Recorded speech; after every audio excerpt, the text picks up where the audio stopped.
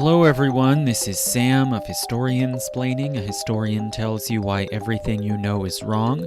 These lectures are on SoundCloud, Podbean, YouTube, Spotify, and other platforms. And if you can help to keep them coming, please go to my Patreon page. The link should be in the description. So this will be part 2 of my series on the history of Venice.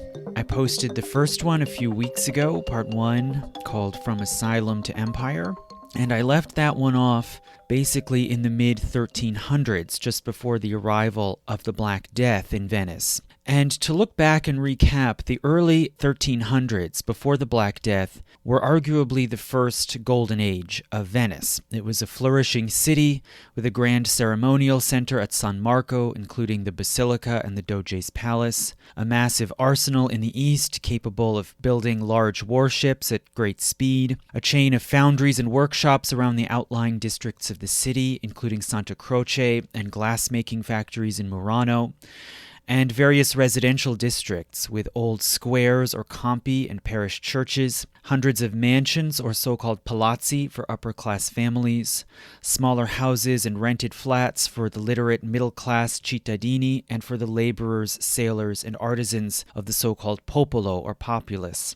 Also many mendicant and monastic houses of various orders, and guild halls of commercial and ethnic confraternities, including for Albanians, Slavs, Greeks, and others. It was the greatest commercial port in Western Christendom, with a massive market at Rialto, with a section for high-value goods from the east, such as spices and textiles, another section for everyday goods from the mainland, such as fish, meat, herbs, and eggs, all inspected and overseen by the Sanità or health agency, warehouses and inns for domestic and foreign merchants, such as Germans and Turks, several banks which invested money into voyages and commercial and industrial ventures, mostly undertaken by partnerships or so-called commende or colleganzie. And by this time, Venetian minted gold coins, or so-called ducats, were the main medium of high-value trade all over Europe. The city's eastern trade routes and harbors were secured by an enormous navy and sprawling maritime empire, stretching from the lagoon itself to Dalmatia on the Balkan shore of the Adriatic, to the Ionian Islands and Modon on the western coast of Greece, to the Aegean islands of Naxos and the Cyclades, and the biggest Greek island of all, Crete, with its crucial port at Candia. The Republic was governed and managed by a complex governmental structure, with a large Grand Council comprising noble families from Venice and the lagoon, and various smaller elected bodies, all of them ultimately overseen by the elected monarch, or doge, and 9 other high officials, collectively called the Signoria, and also with a complex network of judicial and executive bureaus, including internal police and courts organized in the 6 sestieri, or districts, as well as offices of sanitation, engineering, public works, and of colonial and foreign affairs, etc. Venice was exceptionally powerful, prosperous, and secure, both within and without. Undisputedly the greatest city in Italy, and the only one without encircling walls or fortified towers of elite clans. As mentioned last time, in the winter of 1348, the Black Death first appeared in Venice, one of the first places that it made its way into Latin Christendom. And this was the first serious threat to the security and stability of the city in over 400 years. But it would not be the last. It turned out to be the first in a rolling series of crises over about the next 100 years that would challenge the city's power and position and test the much-vaunted stability of the Republic. So to begin with the Black Death, Venice was the first large city in Western Europe to be hit alongside Genoa because of its extensive trade with the East. It broke out and devastated the city, killing as much as 1/3 of the residents. The Venetians did not understand the exact causes of the outbreak. They had no germ theory, and they tended to think the disease was caused and spread by bad vapors or miasma. But nonetheless, they noticed important patterns in how it spread. For one thing, that it could be caught from dead bodies, and hence the Republic began to dispatch so-called death ships, large barges, to move around the canals of the city each day, collecting dead bodies and taking them to outlying islands in the lagoon to be buried. They also observed that the disease could be caught from proximity to the severely sick, especially those who were coughing or sneezing. And indeed, it is true that pneumonic plague, which infests the lungs, can be passed on by breath and is the most contagious form of plague by far. So hostels and monasteries where the sick took shelter became breeding grounds of the disease. So the city began to keep the sick in isolation in their homes, and they employed plague doctors to travel around visiting the sick in their homes, keeping them fed and hydrated and administering remedies. And these plague doctors began to wear masks, supposedly in order to keep out bad smells or vapors, which they thought were the cause of the disease. And sometimes these masks had large noses into which they would stick fresh herbs in order to try to keep out these ill humors. But even though those herbs themselves probably didn't make any difference, it's not the smell itself, of course, that causes disease, they nonetheless did help to slow down the transmission of the bacterium by just keeping certain droplets from the air out of the doctors' faces. And these then became a model for other towns, and also in time an inspiration, of course, for the famous Venetian carnival masks with the long bird-like beaks. And thirdly, after a person had survived the plague, it was observed that they were then more resistant, and hence, with time, bouts of plague tended to die down, but it could be reintroduced all over again if brought into the city by ships from foreign ports. So the Republic instituted a rule that all new ships coming into the lagoon dock in an outlying island and be inspected. If there was any sign of illness found, the ship would have to be isolated for 40 days. And 40 in Venetian Italian is quarante, and that's the origin of our term quarantine. And it was basically figured that after this 40-day waiting period, anyone who had come on an infected ship would be either dead, or if they had survived, they would have recovered and would now have resistance and would be allowed then into the city. And finally, in 1423, the Republic took over a small island which had been a leper colony, and the island was called Lazzaretto. Apparently, its original name referred to the biblical Nazareth, like Our Lady of Nazareth, but the name had evolved into Lazzaretto, probably making reference to and invoking the figure of Lazarus from the New Testament, who died but was revived, brought back to life by Christ. So Lazzaretto had long been associated with isolation of the sick, and the Republic began to use it as a special designated isolation station for plague. And further, they performed a sort of triage when people were brought onto the island, where they would separate out those who were ill, those who were clearly healthy, and those who were ambiguous, who may or may not be ill, and kept them separate before then waiting through the quarantine period to see who would be able to go into the city. And this system appeared to be very effective. So not long after, in 1468, as the city's traffic revived and grew, they took over another island, which came to be called Lazzaretto Nuovo, the new Lazzaretto, alongside the older one, Lazzaretto Vecchio. So by the mid-1400s, Venice had probably the world's best system of managing and containing plague. And after 1500, outbreaks in the city were very rare and tended to be well contained.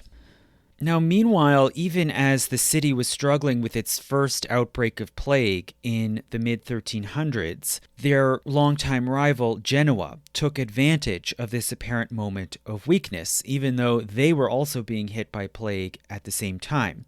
So in 1350, disputes broke out between the two cities over control of small trading outposts in the Crimea on the Black Sea. And these escalated until Genoa declared war. And over the next several years, there were various small skirmishes, mainly at sea. Venice was able to send a fleet west to Genoa's side of the Mediterranean and won a significant battle off the island of Sardinia. And they even threatened at one point to sack Genoa itself, until Genoa managed to strike a deal with a new rising power just to their north, which was Milan. So the city of Milan at this point was under the rule of a dictator, Giovanni Visconti, who wanted to keep Genoa open as a port for Milanese trade and in order to compete with Venice and further Milan's interests in the Mediterranean. So Visconti paid for Genoa to build up a large fleet, venture east, and menace Venice's colonies in Greece. So Venice, at their own expense, assembled another large fleet commanded by prominent noblemen and dispatched it to the western coast of Greece to protect the island of Corfu, the other Ionian islands, and their fortresses on the Greek mainland, including Modon. But Genoa intercepted them and surprise attacked the Venetian fleet near the small harbor town of Portolongo. And this was a catastrophic defeat for Venice, which lost 35 galleys, 5,000 Venetian men were taken prisoner. And the Genoese then sailed right into the Adriatic, and Venice was in danger of a direct attack. So they had to quickly assemble another new fleet and man it with conscripted sailors, many of them ordinary popolani, including arsenal workers. And the commanders were mainly cittadini and popolani this time, since so many patrician leaders had been killed at Portolongo.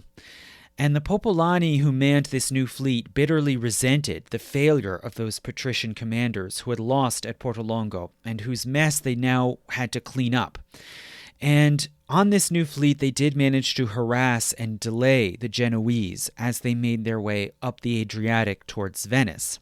Now, the Doge of Venice at this time was named Marino Falier, and he evidently drew certain lessons from this crisis. He believed that Venice had to be prepared to act fast, to muster money, men, and ships, and to make quick, tough diplomatic decisions, like Visconti had been doing on behalf of Milan and Genoa. So it seems he concluded that Venice would benefit from changing over to a monarchical or dictatorial system, like that of the despotate in Milan, and of course that he himself should be the despot. So he decided to capitalize on the climate of anger and resentment among the popolo against the patricians, and to strike while the iron was hot. So in April 1355, Falier began a plot in conjunction with some leaders among the popolo, and the plan was that he would call an evening meeting of the Grand Council, while meanwhile a militia of 800 commoners would be lying in wait and would corner and attack the unarmed men of the Grand Council and massacre them. Falier would then proclaim himself dictator and abolish the powers of the nobility and the Grand Council. But, perhaps not surprisingly, word of this plot was secretly reported, including by notes dropped into the Bocche dei Leoni, which I mentioned last time. And a small judicial court called the Council of Ten was convened and questioned the suspects and uncovered the plot. Within a few days, they condemned the leading conspirators, including the Doge Falier, who was executed in the Piazza San Marco. So the Republic survived this attempted coup. But also as a result, the Council of Ten became more powerful, taking up greater responsibilities of investigating disloyalty and alleged crimes against the state, even though these were, in fact, very rare. And after this crisis had been weathered, in May 1355, the Genoese finally backed down. Perhaps this was partly because they had had some hand in this plot in Venice, and they were discouraged when it completely failed. But regardless, either way, Visconti, the Lord of Milan, felt that the mission had already been accomplished by Genoa's victory at Portolongo, and he did not want to fight a long war. So he pulled the financial plug, and the Genoese had to withdraw out of the Adriatic. On June 1st, a peace treaty was signed, with hardly any territory changing hands. So this was one of many, many wars and conflicts that would break out around the Venetian Empire that ended up resulting in a draw and basically a return to the status quo. But 22 years later, in 1377, a succession dispute broke out in Byzantium, and rival claimants for the imperial throne naturally reached out for allies. One of them offered Genoa special trading rights and control of the strategic island of Tenedos near Constantinople, which they could use to control the trade routes into the Black Sea. The other claimant, of course, reached out and made a similar offer to Venice. So in 1378, a sort of proxy war broke out, and the Genoese again won crucial victories against the Venetians and advanced their fleet into the Adriatic. Genoa also made allies with Hungary, which wanted to control the Dalmatian coast of the Adriatic, and with the town of Padova on the mainland just west of the lagoon. So, in a sense, they were diplomatically encircling Venice. The Venetians had to quickly block off most of the channels into the lagoon to try to forestall the Genoese. But the Genoese still got in through the westernmost channel and quickly occupied the fishing town of Chioggia at the western end of the lagoon. They amassed a large fleet there, within sight of Venice, evidently preparing to assault the city. The Venetians knew, however, that the lagoon was very shallow and that ships could only navigate and get in and out of Chioggia by following along the paths of narrow channels of deeper water. So they sent a fleet of warboats to approach Chioggia, escorting a set of large barges which were piled with stones and rubble, and then sunk them into the channels, thus blocking the Genoese escape routes and entrapping them in Chioggia. They then assaulted the Genoese fleet with artillery, sinking their ships one by one. So Genoese naval power was devastated by this one crushing battle, and they were forced to sue for peace, again basically leading to status quo ante bellum. So again, this was inconclusive, but this time the wars stopped. There were no more significant armed conflicts between Venice and Genoa. This rivalry was really never resolved, but it just petered off into irrelevance because both cities, Venice in the east and Genoa in the west, now had to worry about new rising powers on their flanks. For Genoa, that was Spain to the west, and for Venice, it was principally the Ottoman Turks. So all in all, in the course of the later 1300s, Venice only narrowly escaped disaster. But the Ottomans began to loom larger and larger in the east, while at the same time on the Italian mainland, Milan did not stop, but continued to rise to greater power. And the long-lasting Visconti family used the strong banking system within Milan to fund more and more expansion and aggression into the early 1400s. So the rise of Milan presented the next big crisis and threat to Venice. Milan clearly had long-term plans to control the rivers, roads, and trading towns of northeastern Italy, and to try to surround and block out Venice's trade routes into Italy. And this really was, in effect, as important to Venice as their sea routes to the east, because they needed these trade routes inland in order to traffic their imported commodities westward to other Italian cities, and northward to the Alps, and through them to the rest of Europe beyond. They also needed these same routes to, in the opposite direction, bring food, especially grain, into Venice, which naturally couldn't be grown in the islands of the lagoon. So by the late 1300s, there was a kind of Cold War forming, or a great game power rivalry, with Milan and Venice each using diplomatic and financial pressure to try to control towns and cities in northern Italy, especially in the Po Valley, the great breadbasket of Italy. In the 1380s, this broke out into a sort of open land race. And in 1389, Venice took over and annexed the town of Treviso, an inland town just north of the lagoon, important on the route up into the Alps. In 1404, they took over Vicenza, another town farther west. And in 1405, they took two extremely important cities, Verona, a major town at the western end of the Veneto, very close to Milan, and also Padova, that town just west of the lagoon, which had long been closely connected to Venice. Padovans had been historically among the founders of Venice. They were among those town refugees who fled from the mainland into the lagoon, giving rise to the Republic. And Padova also carried a great deal of prestige. It was an old university town, with one of the oldest universities in Europe. And shortly after taking over, in 1407, the Republic enacted a law which forbade Venetians to enroll in any other university other than Padova. So they reaffirmed this historical link to Padova.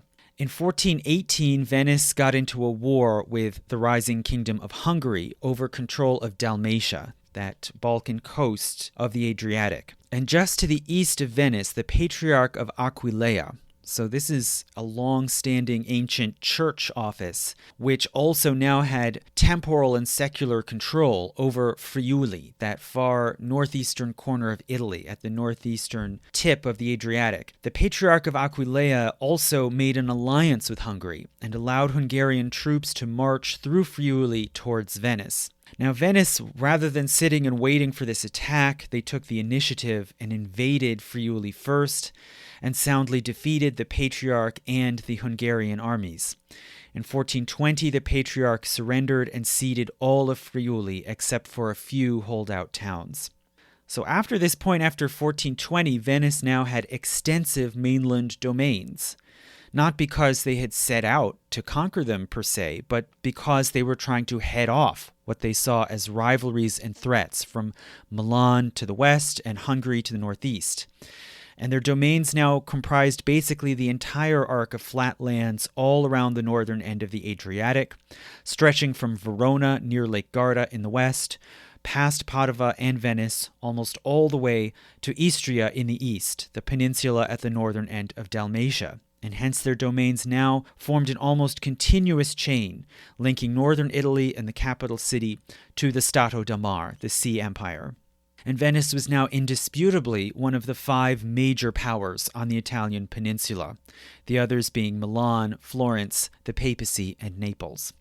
So these conquests and annexations began a profound reorientation of Venice towards the west and the mainland. More trade and investment began going into these mainland domains, which the Venetians came to call the terra firma, the firm ground, right? In a sort of tongue-in-cheek contrast, you could say, to the lagoon islands, which were, marshy and muddy, and the sort of floating empire on the Mediterranean. And the Senate added on to their collection of executive administrators who were called savi. They added on 2 so-called savi di terra firma, to oversee the administration of the mainland domains, alongside the Savi agli Ordini, the administrators of the Sea Empire. And wealthy patrician families in Venice began to acquire landed country estates and building villas on the mainland, and they began to make money from grain and other crops and from dealing in real estate. And in order to further protect and cement these new land acquisitions, in 1426 they annexed the town of Brescia, and in 1428 Bergamo. And by doing this, they finally crossed over out of what had traditionally been called the Veneto into Lombardy, which was seen as the sort of traditional domain and sphere of influence of Milan. So this turned out to be a sort of aggressive act that sent a warning signal to other Italian states. And they started to see Venice as a possibly aggressive power, menacing the balance of power in Italy. And it started a kind of broader Cold War. But an open conflict between Venice and the other Italian states was delayed, partly due to the distraction of events in the East, which really captured everyone's attention. So as all of this was going on, starting in the late 1300s, the Ottomans crossed over from Asia Minor into Europe. In 1389, they famously engaged a coalition of Christian opponents at the Battle of Kosovo, and the Ottomans did not win this battle outright, but they did weaken these Christian states, allowing them to begin taking over Serbia and Albania and making their way westward towards Central Europe. Constantinople, the ancient capital of the Eastern Empire and a major trading partner of Venice, was now completely encircled by the Ottomans and in existential danger. The Ottomans repeatedly besieged Constantinople in 1391, in 1394, again in 1422. And this third time in 1422, there was very little of the Byzantine Empire left. The only other significant city that they still held was Thessalonica, a port city in Macedonia, in what's now northern Greece. And the governor of Thessalonica reached out to Venice and offered to make the city into a Venetian vassal territory if the Venetians would send a fleet and fighters to help defend them against the imminent Ottoman attack. So the Venetians agreed to this deal, and they sailed in, and the Ottomans laid siege to the city by land. The Venetians repeatedly were able to relieve and bring supplies into the port by sea, but the garrison was eventually worn down and overwhelmed by the massive Ottoman armies. The Turks sacked the city, massacred most of the residents, and the Venetian survivors fled to their fleet. In 1430, Venice signed a peace treaty, according to which the Ottomans took full possession of Thessalonica. The Venetians agreed also to pay an indemnity to the Ottomans in return for certain promises, mainly that the Ottomans would respect Venice's other Greek colonies and would leave their trade routes in the Aegean Sea alone. Just a few years later, in 1438, the Byzantine Emperor Manuel traveled to the west in order to ask the Western powers to launch a crusade to save Byzantium from inevitably being lost to the Turks. He was escorted from Greece to Italy on Venetian galleys and was received in grand fashion on the lagoon, where the Doge met him in the Bucintoro, the grand state barge. The emperor stayed for several months in Venice, receiving emissaries and dispatching messages to other Western states. Now, at this point, since the Byzantines clearly did have their backs against the wall, the Western states seriously entertained the idea of launching another crusade to try to go to their rescue, but they also saw that they had leverage to make enormous demands upon the Byzantines. So the emperor was invited to meet with a Catholic Church council that was meeting at the time in Ferrara in northern Italy. And the two sides opened negotiations to reunite the Eastern and Western churches, which had long been a dream, especially of the Western Catholic Christians. And the Catholics drove a very hard bargain. They made the emperor agree to Western positions on various disputed points of doctrine. They made him agree to defer to papal supremacy in church matters, which was a kind of overall victory of the Catholic side. But both sides agreed to allow for both Latin and Greek rites to be tolerated in both domains. The emperor then went on to visit France and England before then returning to Venice and finally embarking back to Constantinople, full of hope of assistance from the West. And before he left, he and the Doge celebrated the accord of the Eastern and Western churches with a Greek Mass in St. Mark's Basilica. In 1440, the Pope duly called for a crusade. But most of the large Western states like England and France were too occupied with local problems or with the 100 Years' War. So the main participants in this crusade were Venice and the kingdoms of Hungary and Transylvania in the Balkans, which saw the greatest threat from this Ottoman advance. So in 1444, this crusading force, including Venetians, Hungarians, and Transylvanians, drew in close to Constantinople, with the Venetians approaching by sea and the other powers by land. But the Sultan was able to divide this crusading coalition by offering the Balkan kingdoms a truce, saying that they would not attack them for at least 10 years. So many crusaders at this point abandoned the mission and turned back, and the rest that continued on to attack the Ottomans were soundly defeated. So it was a total failure. In 1453, news came to the West that Constantinople was again under siege. But this time it was really too late for the Western or Italian states to do anything about it. The Ottomans wheeled in gigantic cannon onto fields north of the city and began to bombard the city's ancient walls until they crumbled. Then they assaulted the city and the empire finally fell. So after that point, the Ottomans were busy with consolidating their power in Constantinople and setting up a new administration. They then advanced further northwestward into the Balkans, taking most of Albania and Bosnia. For the most part, they left the Venetian colonies alone. They honored that old agreement that they had made decades earlier. But in 1463, a slave of the Ottoman governor of Athens was able to escape to the Venetian fortress in Koronae, in a nearby part of Greece, and he then converted to Christianity. And as a result, the Venetians refused to return this fugitive back to the Ottomans. So the Ottomans declared war on Venice and attacked the Venetian bases all around the Greek mainland and also in Albania. They generally again left the islands alone, however, because they couldn't compete with the Venetians at sea. The one exception was the island of Euboea in the northern Aegean. Perhaps the Ottomans saw it as too dangerously close to Constantinople. So in 1470, the Ottomans laid siege to Chalkis, the capital town of Euboea, and the Venetians initially resisted but were completely defeated. The Ottomans killed the governor, slaughtered most of the men, and sold the women and children into slavery. And this, it seems, was fairly characteristic of Ottoman policy, that they could show great brutality and violence when they conquered a territory, even if they then might later institute a more peaceful regime. They severely punished any resistance to their conquests. Now, in response, Venice struck back and engaged in their first war with this new empire. It went very poorly. Venice really hardly won any victories, and they had to call a truce in 1479. And in the peace, they accepted their loss of Euboea, also the nearby island of Lemnos.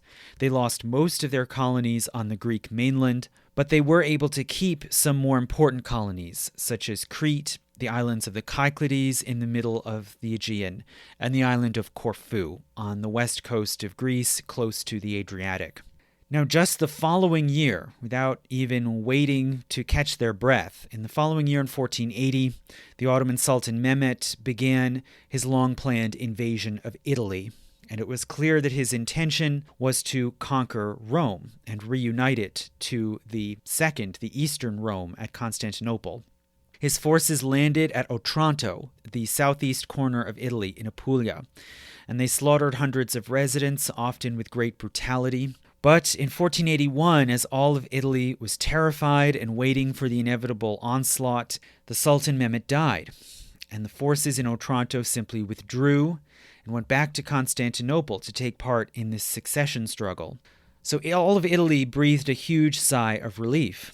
Venice, for its part, set about trying to extend and secure its hold on its domains.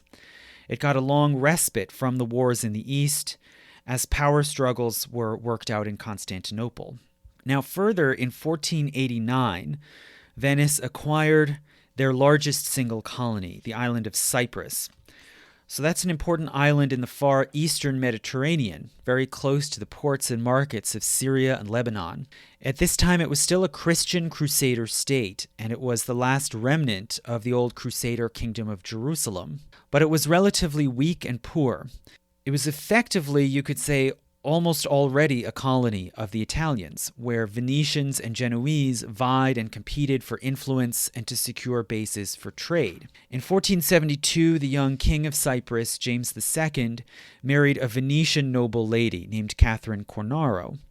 And then the king James II died soon after, and then not long after that, their infant son died as well. So Catherine became the regent of Cyprus, but she had no heir or successor, and the dynasty had died out. So Venetian diplomats who were already, busy at work, scheming in Cyprus, basically pressured and strong-armed Catherine to name the republic itself as her heir.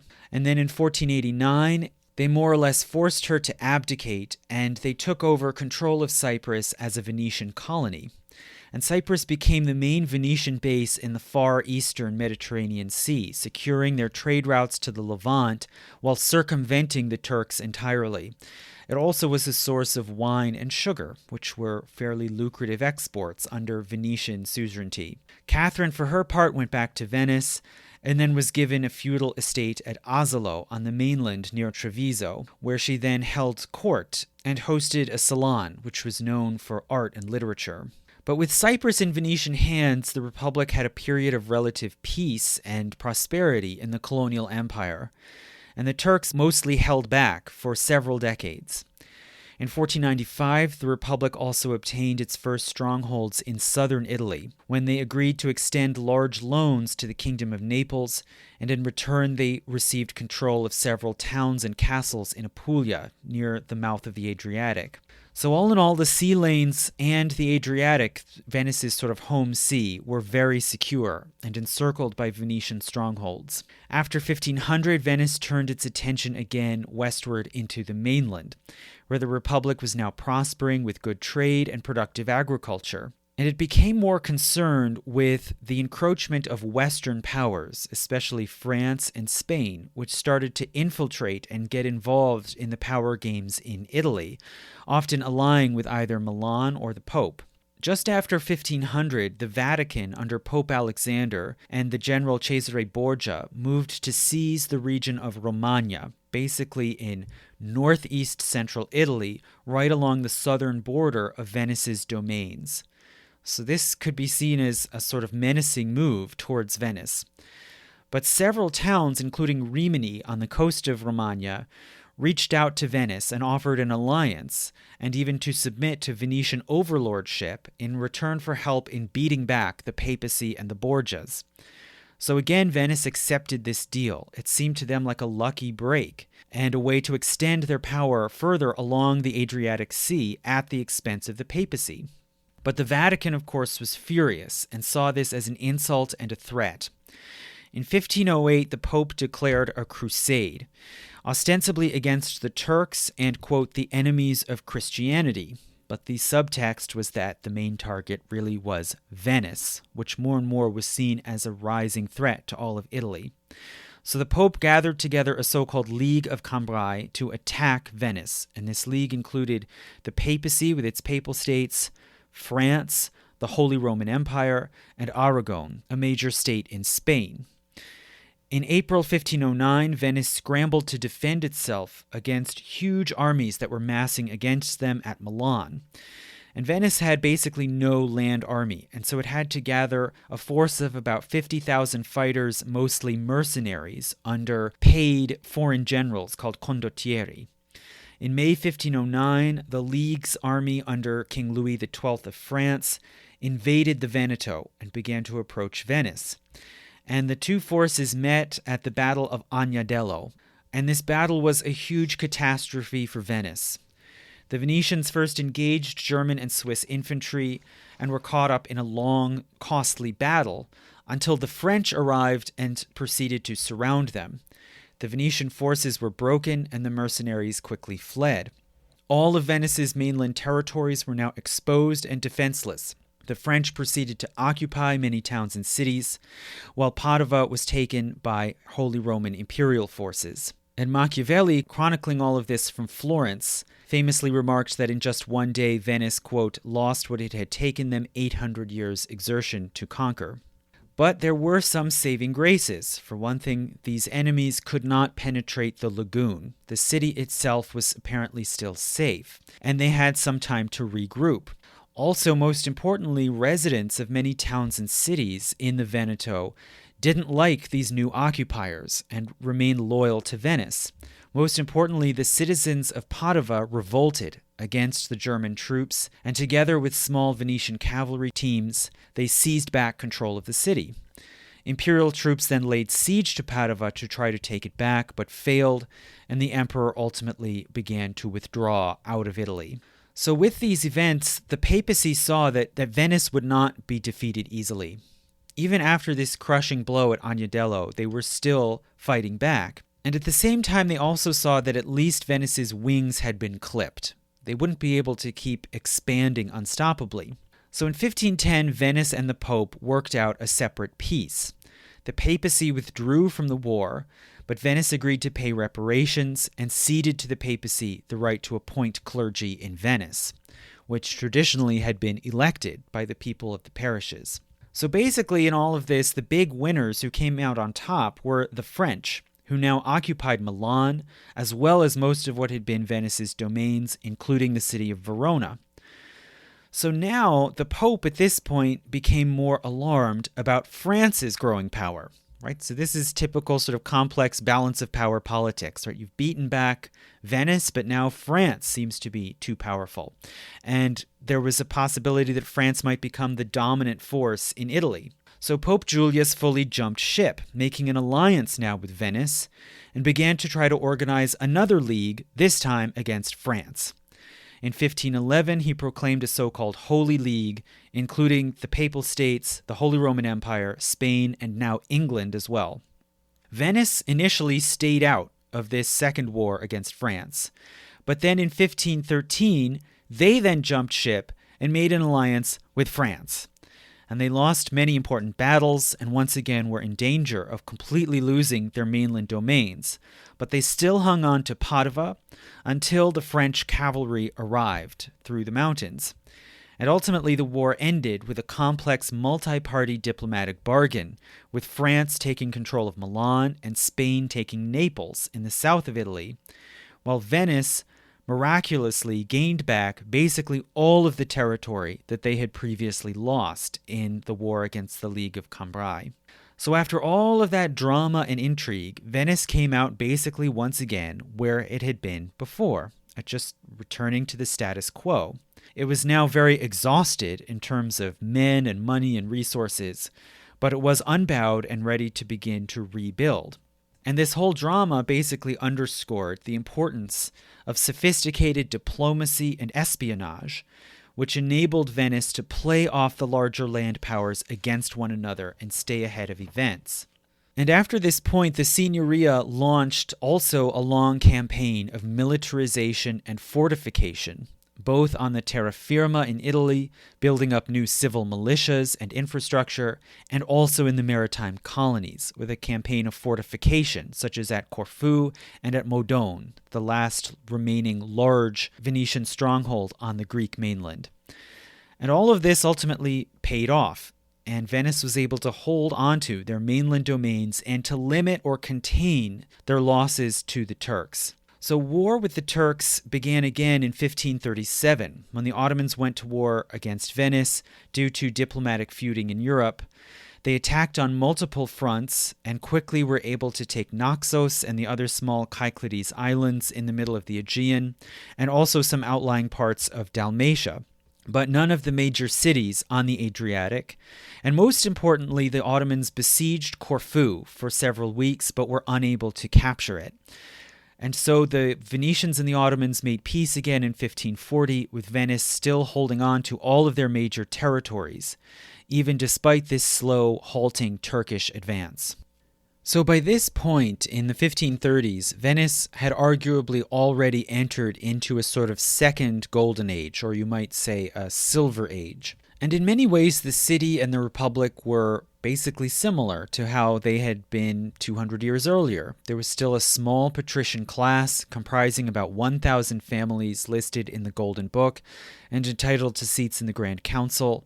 This council had authority to make laws and treaties, but a lot of its power had now been delegated to, for one thing, the Signoria, and also this newer Council of 10 in charge of state security. And the state was largely dominated and the agenda set by an even smaller elite of about 25 major families who produced most of the doges and high officials of the Signoria, but which were occasionally joined by newcomers, including prosperous merchants, some of them from foreign origins.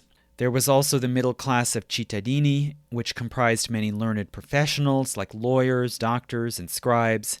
The cittadini staffed the chancery and the administrative bodies, and these provided a degree of stability and continuity as patricians cycled through the high state offices. And there was still, of course, the large populace or popolo, which had no direct political rights and included many artisans, laborers, and sailors. These classes were set by birth, but there was also a good deal of social intermingling. There were no distinct neighborhoods of the different classes. They tended to live side by side, as well as many servants and officials from the cittadini living in the palazzi of the nobility. And there were some possibilities of changing class, such as by being granted nobility or a seat in the Grand Council, sometimes by intermarriage or by cross-class liaisons outside of marriage. And for instance, the so-called natural sons, or out-of-wedlock sons born of patricians, automatically got cittadini status. So there was acknowledgement of a sort of porousness between these classes. And it also acknowledged the importance of relationships outside marriage, which were very common and widely known. Now, why would that be? Well, marriage, especially among the patrician class, was highly political, and marriages were usually arranged between the two families. Patricians tended to guard their status very jealously.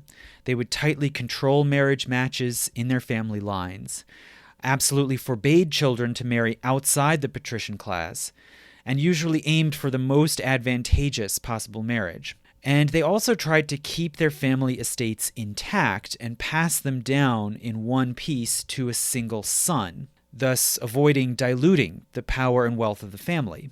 Additional sons and nephews were seen as superfluous. They were just considered extra heirs who had to be somehow supported with money or other scarce resources like homes and state offices. And so they would usually be shunted off in various ways. They'd be pressured to go off into ventures in the colonies to make their fortunes, or go into the church, which had a certain degree of social prestige. It was not desired for these younger sons to have more grandchildren who then might also make claims on the family wealth and resources, and so they tended to be discouraged from marrying. They sometimes would marry in secret anyway, against their family's wishes and with the connivance of the church. Some also sought companionship outside of marriage, from lovers, possibly older married ladies, or from prostitutes. And Venice was a seaport and long had a large sex trade. But now, with this growing population of unmarried, wealthy patrician gentlemen, there was a growth in a high-class sex trade, often served by so-called cortigiane oneste, or honest courtesans, who could provide companionship, who were often very well versed in music, literature, philosophy, and sometimes even became respected and influential figures in intellectual and artistic circles. Now, with such a prominent presence of courtesans and prostitutes in the city, the Grand Council passed a series of sumptuary laws regulating the colors and fabrics of clothes that could be worn by married ladies, single women, courtesans, prostitutes, and servants, so that you could tell the marital and class status and, you could say, respectability of the women that you encountered out on the street. Now, meanwhile, on the other side of the marriage game, major families would tend to set aside large dowries in order to marry their daughters advantageously into high-status families. And with time, these dowries inflated and became enormous, to the point that poorer noble families resented this inflation and feared being totally priced out of the marriage market. So in the late 1400s through the 1530s, the Grand Council passed a series of laws capping the size of dowries for Venetian women, so that these less wealthy families could still compete. But these rules were often not enforced, and the inflation kept returning. Most daughters would want to concentrate as much wealth as possible into one dowry for one favored daughter, again, rather than diluting their resources. And therefore, other daughters were also, like younger sons, were seen as superfluous, and it was considered better that they not marry at all than have to marry down into a lower status family, thus reducing family prestige and possibly producing more dependent children. So these less favored daughters were usually pressured and sometimes even forced to join a convent. By 1500, over 50% of all the patrician class women in Venice were nuns. There were convents all over the city with all kinds of different customs and practices.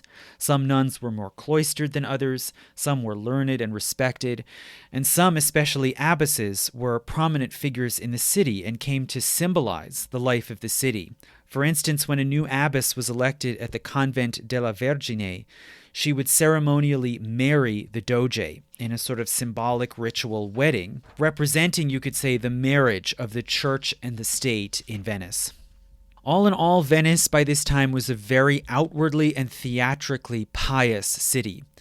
Beyond the large convents and monasteries, much of the population was organized into lay confraternities called scuole, including 4 major ones dedicated to prominent saints and a variety of minor ones associated with particular occupational or ethnic groups. The scuole held regular feasts and processions for the veneration of patron saints and the commemoration of miracles, including sometimes civic events like military victories, which were credited to divine intervention. And these big citywide events were timed by the Catholic ritual calendar, the 2 biggest being, firstly, Sensa in the early summer. And this was the occasion for the marriage to the sea ceremony that I talked about last time, when the doge would row out of the lagoon and throw a ring ceremonially into the Adriatic Sea. Starting in the early 1500s, the Republic built ever larger and more ornate models of the state barge, or Bucintoro, for ever more grand marriage ceremonies. The other big festival was Carnevale, a general festival of feasting, processions, music, and street theater leading up to the start of Lent in late winter. And it included masked processions and eventually revelry. And this masking allowed for violation of the sumptuary laws, for one thing. One could hide one's identity in the masked costume. The breaking of taboos and boundaries between classes and genders, and the custom developed especially of commoners masquerading as nobles and even sort of mocking noble pretensions, and vice versa, right? Patricians dressing up as servants and commoners. And this also became a major occasion for commedia dell'arte, sort of crude street theater, which often involved satire and mockery of the patricians. And it probably served, as social historians have argued, it served to allow for some release of social tension and expression of resentment against the upper class in a sort of safe, ritualized context. There was also a certain long-simmering tension between different occupational groups, which were concentrated in different parts of the city, mainly between the workers in the sestieri facing towards the mainland, Santa Croce, Cannaregio, and San Polo, who largely worked in crafts like glass or leatherworking, versus those in the sea-facing sestieri, Dorsoduro, San Marco, and Castello, who included the shipbuilding workers at the great Arsenale. And this rivalry could be compared in a sense to that between students and townies in a college town, or between fans of rival football clubs in England or other countries in Europe. So it was usually friendly and peaceable, but at times it could flare up into fights or brawls. And tension was periodically released by large planned stick fights, which could be held on the bridges linking these different neighborhoods. And the goal apparently was to push your opponents off the bridge and into the canal. So in all these ways, the city was really defined and represented through rituals and spectacles, which were rooted in folk customs and in the city's own local form of Catholicism, which was highly visual, bodily, and ceremonial. And the people of the city often cast the city itself and even the whole republic as sort of sacred spaces, set apart by the sea and by divine favor manifested through miracles. But this sort of grand conception of the Republic was challenged by several complicating forces, including, for one thing, Renaissance humanism, and for another, the growth of religious minorities and dissenters. So firstly, as for these religious minorities, the Republic exercised a certain degree of toleration. For one thing, there were many Greeks. Some of these Greeks were Catholic, but some also practiced the Greek Orthodox rites in private. They were allowed finally to build their own Greek church in 1539, where it was understood that they would worship according to the terms of the East-West Accord of 1439, and hence they could sort of safely fit under the Catholic umbrella. But not long after that accord was abandoned, right, the schism came back.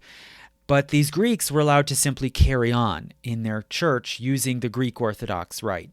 There also was a sizable population of Jews.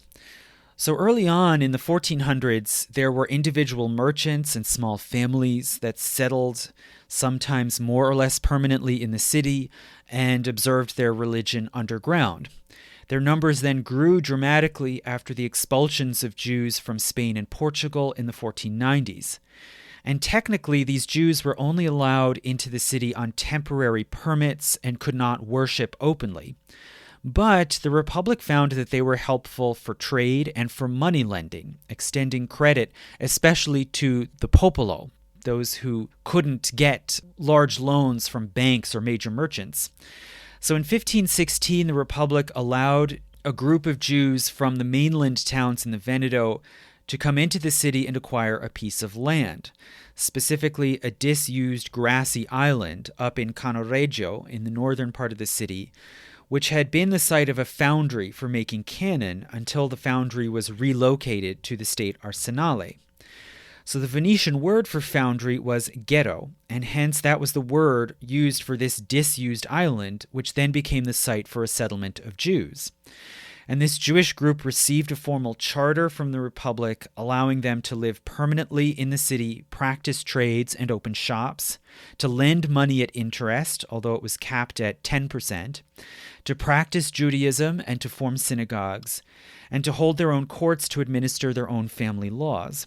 But they were only allowed to live within the ghetto, And further laws were later enacted requiring Jews to wear special hats or badges marking them out as non-Christians. And gates were built on the 2 bridges of the ghetto with guards, both to protect the ghetto at night and also to ensure that no Jews ventured out into the city at night.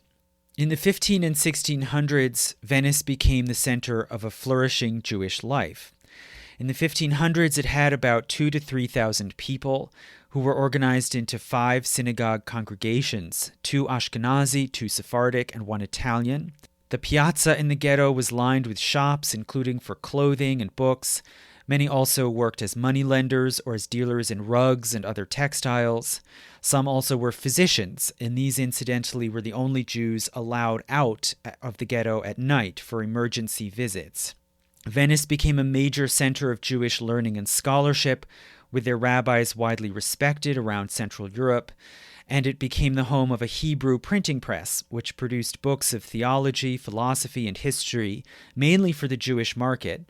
But also some Venetian patricians studied and learned Hebrew from Jewish teachers, and some of them bought and read literature published by this Hebrew press in the ghetto. And this may sound strange or surprising, but really it was in line with the wider mood of Renaissance humanism, which was in the air at this time, and which emphasized the learning and mastering of original sources of knowledge and wisdom, if possible in the original languages. So as for Renaissance humanism, Venice was not the original homeland of the Renaissance. It came far behind Florence, and in some respects, such as in architecture, the Renaissance came quite late to Venice. But it was affected by Renaissance humanism in scholarship. Venice, as we said, ruled the town of Padova, home to a very old and prestigious university, and in this time it was the only one that Venetians could attend. And the University of Padova was an early laboratory of Renaissance humanism, especially in literature, as early as the 1300s. It was the site of a poetry contest which awarded a poet's crown for the first time since Roman antiquity in 1315.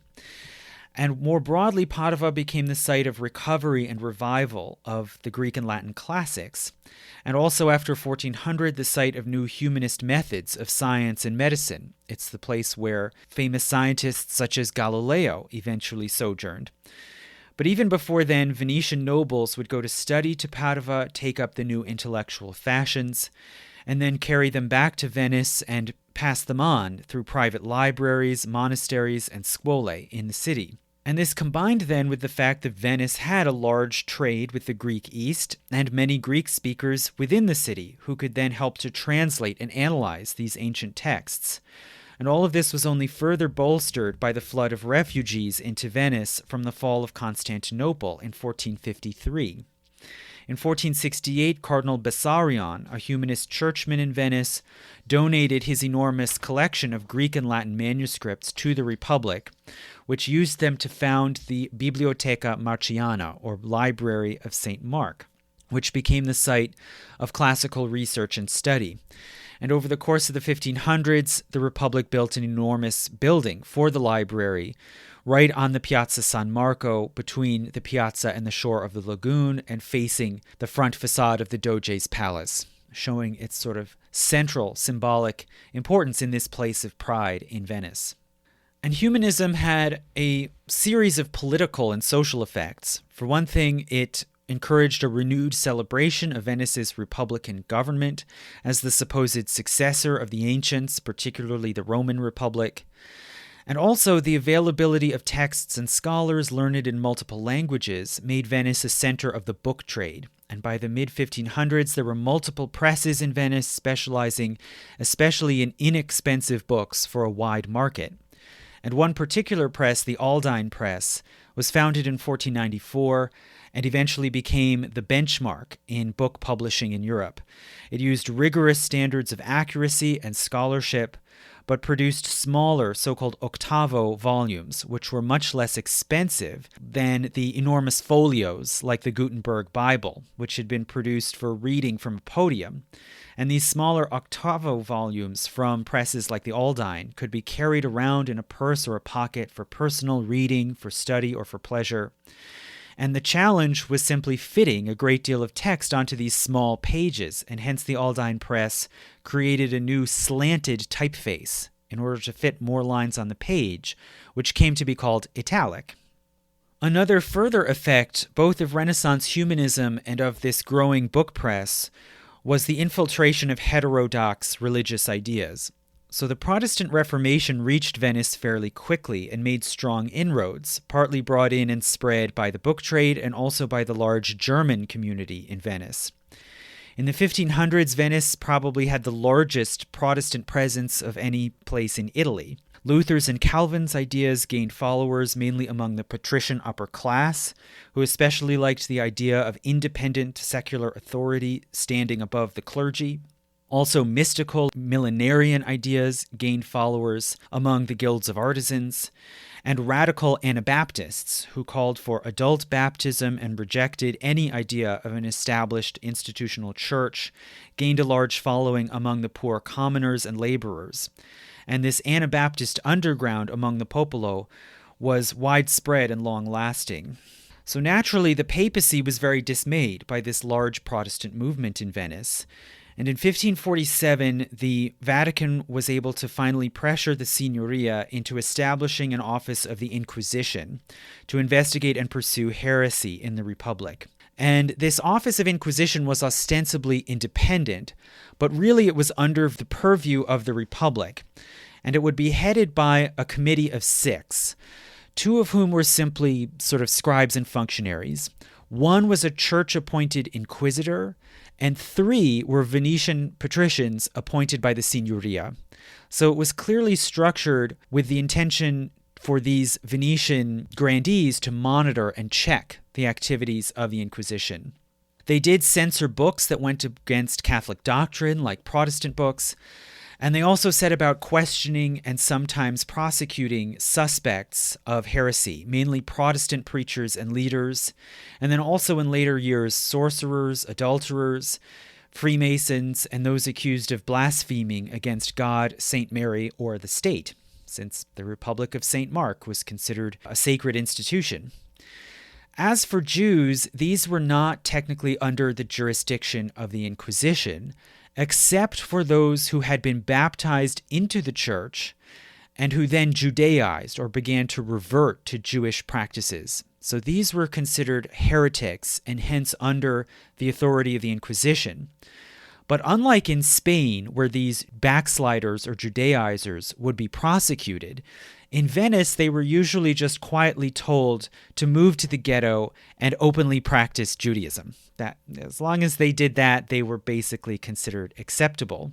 So overall, the Inquisition in Venice was fairly lenient in comparative terms. And in its first century, out of about 1,500 cases, 18 suspects were condemned as reprobate heretics. And the church wanted for these condemned to be publicly executed, like happened in Spain and Portugal, presumably by a burning at the stake in a so-called auto da fe in a public place like the Piazza San Marco. But the Republic resisted this. They didn't want to terrorize foreigners and visitors. They wanted to still appear as a friendly, safe port for foreigners, including from Northern Europe. And so the compromise that they came up with was that these 18 were executed, but not in a public auto da fe. Instead, they were quietly rowed out on a boat late at night to the Adriatic Sea, weighted down with stones, and dropped into the water. So, this is still a very, horrifying execution, but you can see it as sort of quick, quiet, maybe painless compared at least to burning at the stake, and also symbolic, right? That Venice was a child of the sea. The sea was seen as a kind of manifestation of St. Mary and the divine. And so in a sense, these condemned heretics were like sacrifices being given to the sea. But regardless, all in all, Venice was the most open and tolerant in Italy for intellectual and religious dissent, and it was fertile ground for Renaissance humanist ideas. Although in terms of art and architecture, as I said, the Renaissance came rather late to Venice, especially in architecture. The early and high Renaissance had very little effect on Venice. partly because the city was by this time already totally built out, and there was little interest in tearing down the sort of grand Venetian Gothic buildings that were already there, and there was just no space to build any new ones. One rare exception that did appear was the first office of the procuratiae, or government administrative offices, which were built along the northern side of the Piazza San Marco. So the old procuratiae office burned down in 1512, and in 1517 the Doge Andrea Gritti engaged a new young architect from Florence who was called Sansovino to redesign and rebuild the new offices. And he used a high Renaissance design with a long Roman-style arcade, which would then later be mimicked on the southern and western sides of the piazza as well. And this introduced something of a new Renaissance fashion, especially for Roman-style arcades and facades, in time for the disaster in 1527, when the city of Rome itself was besieged and occupied by the forces of the Holy Roman Empire under Emperor Charles V. So this effectively ended the high Renaissance in Rome, and many artists and architects left Rome, and some of them came to Venice. So along with Sansovino, these began to design new grand palazzi showing off wide open arcades, especially facing the Grand Canal. And this new innovative style took on a certain political meaning in Venice. So highly wealthy, often newer, rising families often adopted this Renaissance style to show grandeur and also to show support for Rome and the papacy, which was embattled. And this group was often called the Romanisti or Papalisti, and they tended to support church power and diplomatic alignment with the Pope. Meanwhile, their opponents included many poorer but long-established noble families called the Longhi, who were listed in that original Golden Book from the 1300s, and they often resented these sort of super-rich families and the new rising nouveau riche. They were much more skeptical also of church power and especially the papacy, and these tended to build or maintain more modest, less ostentatious palazzi off of the Grand Canal, and to stick with the traditional Venetian Gothic style, which they associated with tradition, modesty, and domesticity. And this group also sometimes politically favored the emperor. So in this way, architecture began to send a message about political ties and loyalties. And in this way, you can see an echo in Venice in the Renaissance of this older divide between Guelph and Ghibelline parties in other Italian cities in the Middle Ages, where these different loyalties to the Pope or the Emperor was expressed through different forms of crenellation along the cornice of a building. But this new Renaissance trend was still very limited within Venice, and it only really flowered in the countryside in the terra firma on the mainland, where Venetian families began to build new country villas on their landed estates, mimicking Roman villas and their latifundia. And the architect who really rose to fame in the mainland was Andrea Palladio, who invented a whole new style, mixing and matching different Roman forms, especially using gentle curves, vaults, and domes, and fitting them within natural landscapes. And this style came to be called Palladian after Palladio. Within Venice, Palladio didn't do much new building, but he did put new Renaissance facades onto many old Byzantine-style churches. And finally, in the 1570s, after a devastating wave of plague receded, the Republic commissioned Palladio to build a new monumental church on the Giudecca, the large outlying island south of the city, and specifically, it was sited on a piece of land facing towards the south entrance of the Grand Canal, so really a prime visible spot. So Palladio designed a basilica which was called the Church of the Redentore, or Redeemer, who had sort of saved the city from the plague. And he designed it with a complex layered facade, which combines the profile of a Greek temple with a Roman basilica, thus sort of evoking the different rules of classical proportions while also breaking them. And this facade became an icon of the more exuberant and experimental late Renaissance. And this is where Venice really came to the fore in architecture in the later Renaissance. Another great example of this late style was the Rialto Bridge, which the city commissioned in 1588. So there had long been a single simple light wood bridge over the Grand Canal at the Rialto market, which could be raised to let ships pass. But after about 1550, shipping really moved onto larger ships with deeper drafts that could only dock on the shores of the lagoon, especially the bacino or embankment along San Marco. So the Grand Canal was no longer really a shipping artery, and foot traffic was more important. So now it didn't matter so much if ships were cut off. And so the city held a design competition to build a large permanent stone bridge. Palladio entered the competition, and his design was considered beautiful, but it was not as practical as that of a new unknown designer named Antonio da Ponte, very appropriately named, da Ponte meaning of the bridge. And da Ponte's design included an arcaded gallery with market stalls, which the city could then rent out for money, and hence it became the new symbol of mercantile Venice. Then as for painting, this also took some time to infiltrate into Venice, but it had a deeper and more lasting effect than the architectural Renaissance. So the traditional styles of visual art in Venice were basically Byzantine, including mosaics and fresco paintings. And these were seen in churches and in the council chambers of the ducal palace. And they were basically iconographic and two-dimensional, with no perspective or depth. And the new Renaissance styles, which were naturalistic and showed sophisticated perspective, were first brought into Venice by the Bellini family. First with a young painter from Venice named Jacopo Bellini, who in 1421 went to study in Florence and saw the works of early Renaissance masters like Donatello, and then also worked and taught for a time in Padua and saw the works of Mantegna.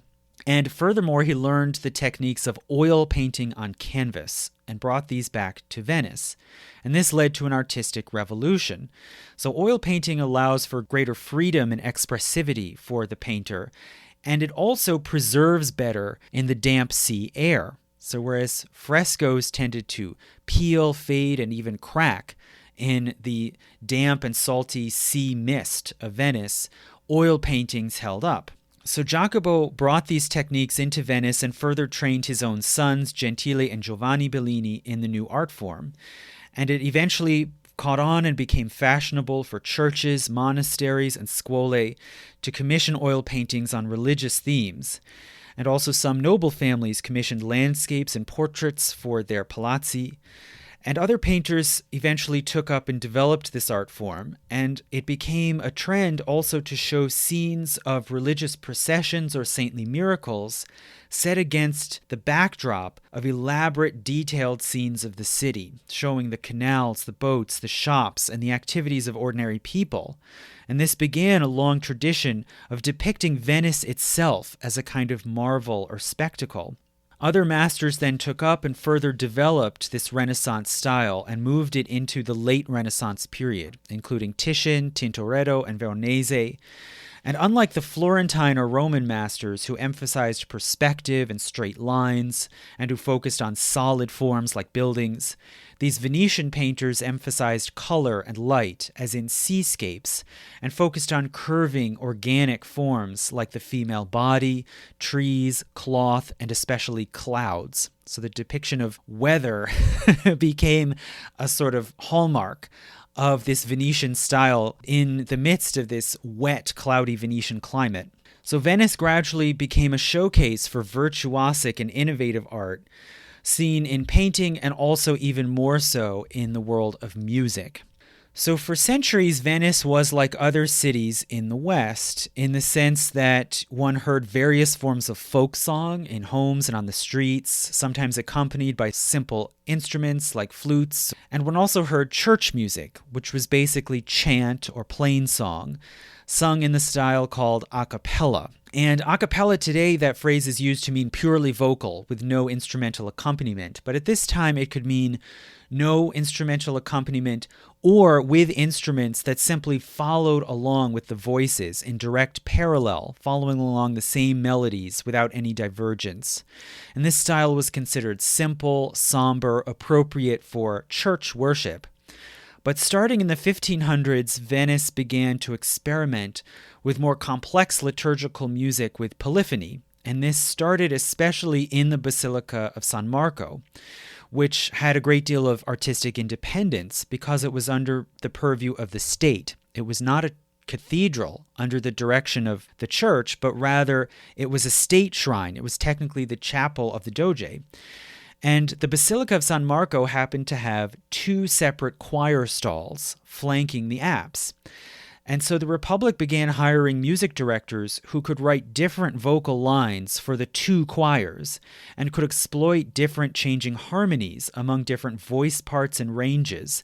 And these began also to experiment with counterpoint, where different voices would sing totally different melodies at once, often creating complex interactions and a kind of conversational effect, which could then be further compounded by introducing in instrumental accompaniment, especially the organ. So the first major impresario of this new style was Giovanni Gabriele, an organist, who won a competition in 1585 to become the new director of music at San Marco.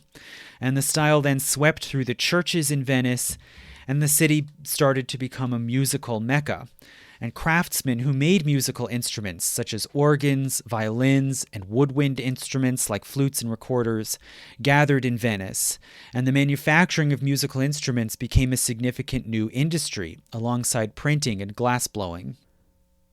So all in all, the 1500s were a period of great flourishing for Venice, much like the 1300s before them. But once again, this period of prosperity and success was punctuated by another rapid succession of crises. The first of them had arguably been long in the offing, and it stemmed from the gradual diminishment in Venice's profits from the Eastern trade. And this was mainly due to the Iberian powers' discovery of new trade routes. So as you probably know, in 1492, the Spanish expedition under Columbus landed in the Americas, and then just 6 years later, in 1498, a Portuguese fleet rounded the end of Africa, sailed into the Indian Ocean, and all the way to India. So the first of these new discoveries, the Spanish incursion into America, brought back new products like chocolate and tobacco, which in time would become major profit makers for states that traded in the Atlantic. And this new Atlantic trade did not compete directly with Venice's merchants, but at the same time, Venetians couldn't get directly into this trade either. They had very few real ocean-going vessels. They had not mastered sailing in the same way as other Western and Northern European powers. Their rowed galleys were inefficient for long ocean crossings. And regardless, they couldn't really get past Spain and the Barbary States to get out through the Straits of Gibraltar to the open Atlantic in the first place. But the more direct threat came from the second discovery of the Portuguese voyages to Asia. So this created the possibility for other states to completely circumvent the Mediterranean and acquire Asian goods directly from the sources, possibly at a fraction of the price that Venetian merchants had to pay in the markets of Alexandria or Damascus. In 1501, a Venetian envoy to Portugal wrote a dire report back to the Signoria in Venice, warning that all of their trade would likely be undercut. And a nobleman in the Grand Council named Girolamo Pirulli wrote, quote, "This is more important to the Venetian state than the war with the Turks or any other war that could occur. If this route continues, and already it appears to me easy to accomplish, the King of Portugal might just as well be called the King of Money. The entire city of Venice is thunderstruck that in these times such a new route should be discovered, never known or heard of by our ancestors." End quote. So Pirulli was very alarmed by the implications of this discovery, but many other Venetians, including statesmen, it seems, were less alarmed. They saw this new sea route as too long and dangerous to really be exploited effectively. They saw it as simply a fad that wouldn't have any real lasting effect. Now, it turned out in time that the truth was somewhere in between. So the new trade route through the Indian Ocean required huge investment in naval power and fortifications in order for Portugal to protect its merchant fleet on the way to Asia. And some Portuguese rulers were willing to go to this great expense and investment, and others were not. So the Portuguese trade had ups and downs. And for many fine products like silk, the Venetian sources were still just as good or better.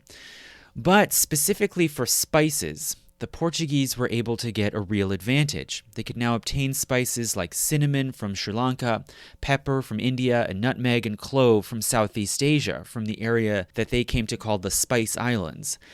And they could get these spices almost directly from the sources, practically right off the plantations, without having to pay huge markups for transport over land through the Middle East. And often wholesalers in Europe could get spices from markets in Lisbon at a quarter of the price that would be charged for the same items at the Rialto in Venice. So the spice trade was only one part of Venice's eastern trade. But as it declined from this undercutting by Portugal, it exerted a gradual downward pressure on all profits of long-distance trade, which tended to be multi-product. And the city was able to continue to prosper instead off of more local industries, such as printing, silk and wool weaving, and musical instrument making. And the Venetian elite was able to make up for a great deal of their loss also by investing more in agriculture and real estate on the mainland. But they were often upset when the state, which had long been losing revenue from tariffs and imposts on trade, began to tax them more directly, including on their homes and estates. And then finally, in the 1560s, the spice trade totally bottomed out, and several over-leveraged banks and investors started to go bust, until in 1569 there was a wave of bank collapses with 5 major houses going under. Then in 1570, within months of this financial crisis, the Ottomans sent an envoy to Venice, demanding that they cede the island of Cyprus. The Signoria refused, hoping to be supported by other Christian states in defending this Christian colony that had been a crusader state. But within weeks, the Ottomans landed and invaded, quickly captured the capital of Nicosia in the interior. The Venetians fled to the port town of Famagusta, led by the general Marcantonio Bragadin. The Ottomans besieged Famagusta, and the Venetians, after much struggle and loss, surrendered. The Ottoman commander at first agreed to allow the Venetian colonists to leave on a fleet of ships. But then he suddenly changed his mind for unclear reasons. Some sources say that he was afraid that the Venetians would take their ships and go and join a Christian fleet that was amassing against the Ottomans in the west in order to counterattack. So he suddenly changed his orders and commanded that the Venetians be massacred. Bragadin himself was flayed alive and his dying body hoisted up on a flagpole to be displayed over the town. And the horror at this brutal incident helped the Pope then to call for a united Christian counterattack. And he gathered supporters into another Holy League, which included Spain, Venice, the papacy itself, the Grand Duchies of Savoy and Tuscany, and even Venice's old enemy Genoa, and finally the Knights of St. John, that old crusading order which had been forced out of its stronghold at Rhodes and had decamped to Malta, and so was sometimes also called the Knights of Malta. So in 1571, this Holy League amassed an enormous fleet in Sicily, which set sail under the command of Don John, Prince of Austria. In October, they confronted an Ottoman fleet off the west coast of Greece, near the town of Lepanto. And they engaged in a massive naval battle, one of the largest in world history, involving a total of over 450 ships. The numbers of the two sides were near even, including of ships and sailors and fighters. And there were hours of brutal combat with ships ramming one another and fighters boarding and fighting hand to hand. Over the course of several hours, though, the Christians gained the upper hand thanks to their superior cannons. And ultimately, they were able to sink or capture almost 200 Ottoman ships, killing about 30,000 Ottoman soldiers, including thousands of Janissaries, that valuable elite corps of the Ottoman Empire. The Christians, for their part, lost about 7,500 men, but meanwhile liberated thousands of Christian captives who had been enslaved on the Ottoman galleys. So all in all, this was a smashing triumph for the Christian side. It was celebrated with jubilation in Venice and commemorated with paintings and music for centuries afterward. And in retrospect, it stands out as really the last great crusading victory. But the Christians did not move fast enough to capitalize on this victory. They did not have the necessary land forces to retake Cyprus right away. And in the meantime, the Ottomans used the tremendous resources of their now enormous empire to rebuild their navy quickly. They launched 250 new ships within the next year, and the Grand Vizier of the Ottoman Empire, Sokolu Mehmet Pasha, whom I've talked about in my lectures on the Ottoman Empire and Bosnia, Sokolu Mehmet Pasha wrote to a Venetian emissary, quote, "In wresting Cyprus from you, we deprived you of an arm. In defeating our fleet, you have only shaved our beard. An arm when cut off cannot grow again, but a shorn beard will grow all the better for the razor." So Venice was forced to simply cut their losses and make peace with the Ottomans in 1573.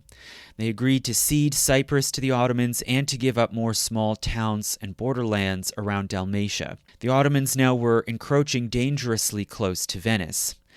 And as if to emphasize that when it rains, it pours, 2 years later, Venice saw the first great outbreak of plague in over 100 years.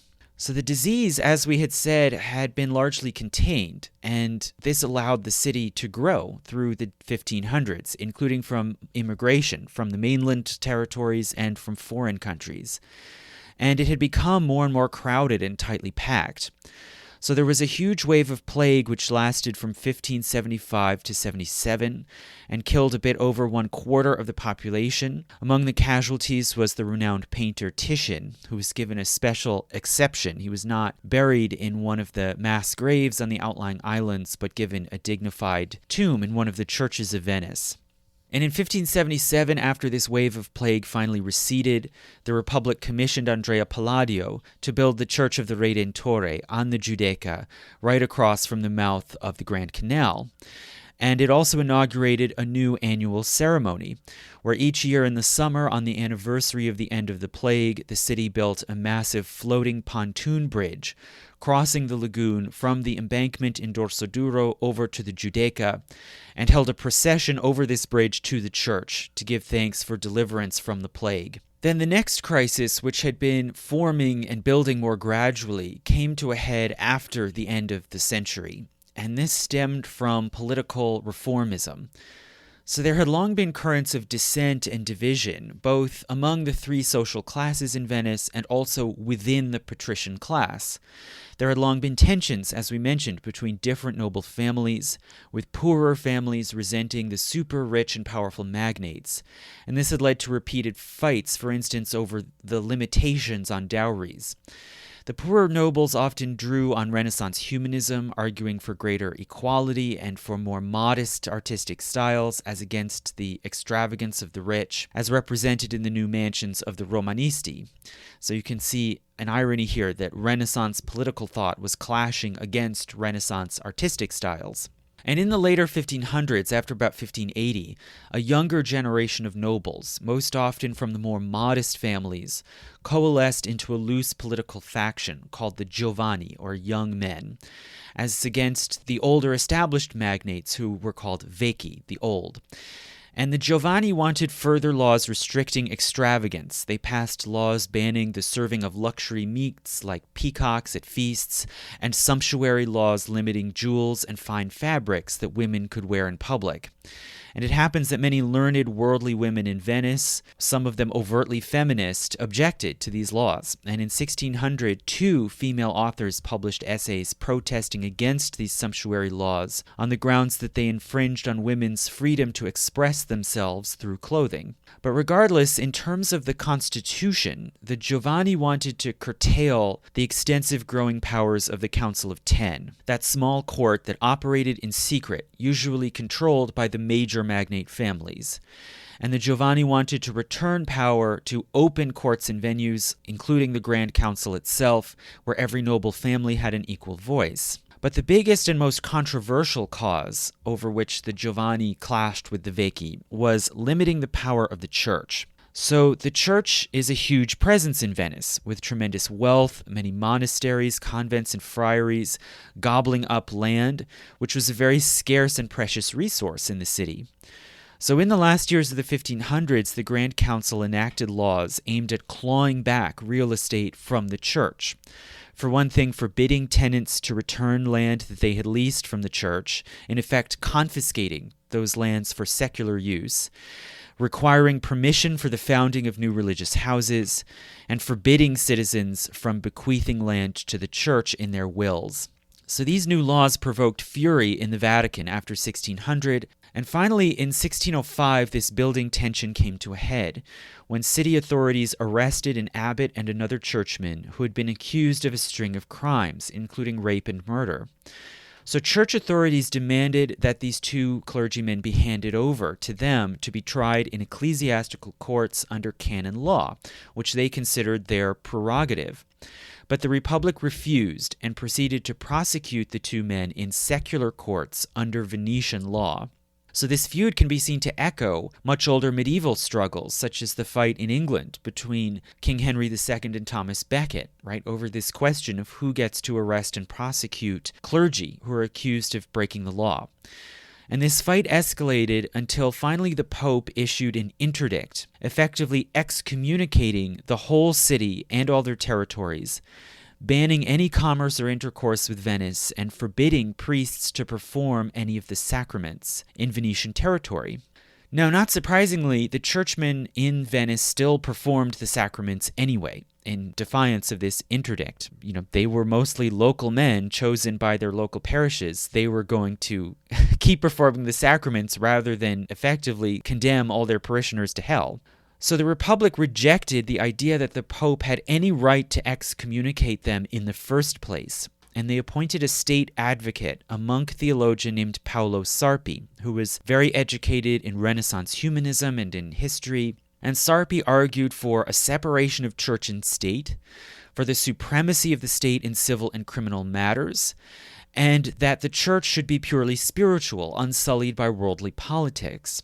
And he also resurrected the old idea that the church in Venice ought to be declared completely separate and independent of the papacy, basically overseen by the Republic, independent of the Pope, effectively creating a Venetian national church. So this was, although it was not a totally new idea, it was fairly radical. And the Giovanni party, for their part, mostly rallied in the support of Sarpi and his arguments. And this only further inflamed the papacy. And meanwhile, as this feud dragged on, the interdict was really hurting the Republic's trade. It didn't completely isolate them, but it didn't help business either. So trade was suffering, many were going into debt. And so finally in 1607, they negotiated with the papacy and came to an agreement whereby Venice again accepted papal supremacy over the church, but retained the practice of locally electing their priests. So once again, it basically went back to the status quo. Venice got yet another draw. But Sarpi got an audience abroad, even beyond Venice, for his theological and political arguments, and for his great secular humanist masterpiece, The History of Venice. And Venice began attracting in this way more attention and emulation, especially from England.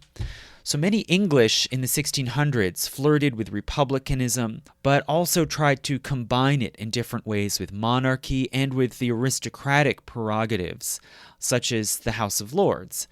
And many turned to Venice and saw it as a sort of model, not only as a stable republican government with a so-called mixed constitution, including elements of monarchy, aristocracy, and democracy, but also in addition to that, they saw it as a forerunner of England, as a maritime imperial power. But even as Venice's star was sort of rising in philosophical and intellectual circles in this way, it was clear that commercially and at sea, Venice was on the decline. So the decline of empire proceeded slowly into the 1600s. Small colonies and strongholds were lost in feuds and skirmishes with the Ottomans. Their shipping was more often harassed by pirates, including from the Balkans and North Africa. And in the late 1630s, some of these pirates even began to enter the Adriatic and threaten the core of the empire. And after 1640, a great deal of the Mediterranean trade, east-west from the European Christian states to the Middle East, this now was more and more taken over by new competing Western powers with bigger and faster sailing ships that could be sailed more efficiently with smaller crews, such as from France, and especially England and the Netherlands. In 1645, the Ottomans attacked a series of Venetian colonies, including in Dalmatia, and the Venetians were able to hold them off. But in 1648, the Ottomans laid siege to Candia, the main port town on the island of Crete, which at this point was by far Venice's biggest, most important colony. And the Venetians got some support from the Knights of Malta in a sort of last gasp of crusading solidarity. But for the most part, the other Western powers basically stayed out. And the Venetians and the Knights of Malta were able to occasionally run the Ottoman blockade and sneak in supplies and men into Candia, while the Turks, for their part, also had a hard time supporting their troops with enough food and water. So the siege dragged on for years, with the Knights of St. John occasionally making sorties, but never successfully driving off the Turks. And finally, the Venetians had to surrender Candia in 1669. So this makes the siege of Candia at a total of 21 years, the second longest siege in known history. And at the end of it, Venice lost its largest and most important colony for overseas trade. It was reduced now to only a string of small colonies along the Balkan shore of the Adriatic and a few on the western coast of Greece, most importantly Corfu, which is the most loyal and most closely tied to Venice of all their colonies. But they now had little direct and secure access to the east. Eastern trade depended on the favor of the Ottomans. And even within the Adriatic, Venice now had to compete with new rising and growing ports, including Ancona on the Italian mainland, and most importantly, Trieste in Friuli, which fell under the domination of various foreign powers, sometimes Hungary, sometimes Austria, but which grew and started to overtake Venice as the largest port even on the Adriatic. So it was clear that Venice no longer held the East in fee, as one could say they once did. But the Republic was able to make up for this loss with increased investment in agriculture on the terra firma, especially in maize, which became a major staple grain and the backup food in times of hunger in Italy, and also in enduring profitable small industries like glassmaking, textiles, leather, and musical instruments. But most of all, the Republic survived by transitioning away from mercantile trade towards spectacle and entertainment. So this late period in the 16 and 1700s could be called the Baroque era in Venice, when Venice became, I would argue, really the world's first tourist attraction. So there had been pilgrimage centers before, of course, like Rome and Jerusalem, many sites across Europe and Asia, and Venice had long served as a way station for pilgrim traffic to the east, especially the Holy Land. But in the 16 and 1700s, Venice began to attract streams of visitors, not as part of any spiritual or penitential journey, but simply for its own sake, to see the sights and enjoy the pleasures of the city itself. And this transition into Baroque spectacle and tourism began in the early 1600s, especially after the final outbreak of plague, which hit the city in 1630. So this was really the last significant plague epidemic within Venice. After this point, the city was basically safe from the plague and even relatively safe from other communicable diseases. And after this wave of plague receded in 1631, the city commissioned the architect Baldassare Longhena to design another monumental basilica in another highly visible spot, this one near the eastern tip of Dorsoduro, just next to the mouth of the Grand Canal. And Longhena designed it as an octagonal domed basilica with highly ornate layered facades facing outward in all directions. And this was an early masterpiece of the style that we now call Baroque, which is complex, dazzling, and dynamic, aimed at dramatizing contending forces. It's a showy and theatrical style, really inspired by theater. And Venice was perhaps the most important early seedbed of the Baroque, which makes sense because it had long been a theatrical city. And the flowering of the Baroque was seen in all different media, such as, for one, painting. So with time, after 1600, Venetian painters placed greater emphasis on motion, action, and dramatic viewpoints, giving rise to a Baroque style of painting. And the most common theme for these painters was the city itself and its history. For example, Giambattista Tiepolo was known for dramatic dynamic scenes, often drawing from history and myth. He also became the master of ceiling paintings, embellishing all kinds of buildings, and the palazzi of the rich families in Venice became famous for dramatic, extravagant paintings that one could gaze up into on the ceilings of ballrooms and even bedrooms. One of Tiepolo's most famous scenes, though, is Neptune offering the riches of the sea to Venice, which he painted in 1748 to 50. It shows the Roman sea god Neptune with his trident, presenting a sack of coins and treasure to a seated woman with a scepter, with her hand resting on the head of a lion, clearly representing Venice as an imperial power. And this painting was created for a public space over the doorway of the ducal palace. And there's a great irony, of course, that by this time, by the mid-1700s, Venice got very little of its wealth from actual sea trade, but more from visitors coming to buy luxury goods and to see and hear public spectacles and artworks like this painting. Also, very importantly, Canaletto probably did the most of any artist to define the canonical image of Venice, and he painted huge detailed cityscapes and scenes of Venice, especially along the Grand Canal, and he began the celebration of the city itself as a kind of work of art to be admired and marveled at. Many visitors also came to Venice to hear music. So as we know, the city already had a rising reputation as a center of music. And in 1613, the Republic hired a new music master named Claudio Monteverde from Cremona to be the maestro di cappella at the Basilica of San Marco.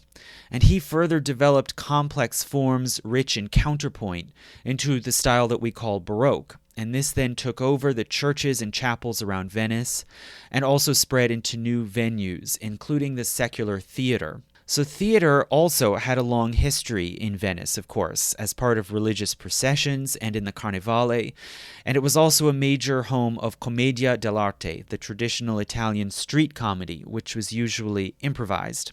And as the flow of tourists grew through the 1600s, some entrepreneurs began to host performances indoors, which would be repeated through the carnival season. Some also commissioned writers to write original scripted plays, dramas, romances, tragedies, comedies, and some of these then were set to music, giving rise to early forms of opera. So it seems the first operas were performed in Florence, in private homes of rich magnates, but it quickly transferred to Venice and took on a whole new scale, and operas were put on first, it seems, in palazzi, but then in 1636, when the San Cassian Theater burned down, the Tron family got permission from the Republic to rebuild it as a musical opera house. And it was a tremendous success, which was then mimicked all around the city. Over the next 50 years, 16 opera houses opened, which staged a total of 150 different operas, largely in the Baroque style, including several by Monteverdi himself. And this further spurred on a whole new industry in Venice. Opera fans included many poorer and middle-class locals who could afford cheap seats or standing room, but also wealthy gentlemen who came and visited from abroad. And after about 1690, Venice became a sort of playground for the rich of Europe, one of two absolutely mandatory stops on the so-called Grand Tour of Italy alongside Rome. So in Rome, one would learn about history and architecture. In Venice, one would learn of pleasures, of music, theater, gaming, and sex. The Sensa and Carnevale became even more extravagant, truly international spectacles.